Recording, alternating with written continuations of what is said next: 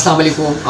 आज आप लोगों ने मुझे एक कमेंट करना है और कमेंट क्या करना है, मैंने ना मोबाइल लेना है।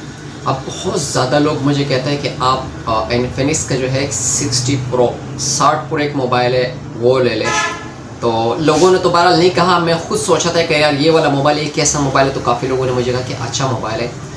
आप बहुत ज़्यादा ऐसे लोग होते हैं जो सोशल मीडिया पे होता है मुख्तलिफ़ किस्म के मोबाइल यूज़ करते हैं। एक तो अगर आप लोगों के ज़हन में कोई ऐसा मशवरा हो कि यार मुझे दे सकते हैं कि ये वाला मोबाइल ज़्यादा अच्छा है, क्योंकि मैंने वीडियोज़ रिकॉर्ड करनी होती है, उसका कैमरा भी अच्छा होना चाहिए, उसके अंदर रैम और GB अच्छी होने चाहिए, क्योंकि कभी कभार भाई ने PUBG भी खेलना होता है।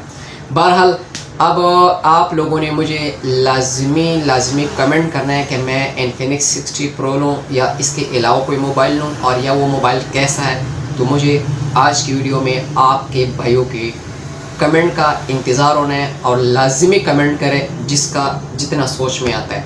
बहुत बहुत शुक्रिया।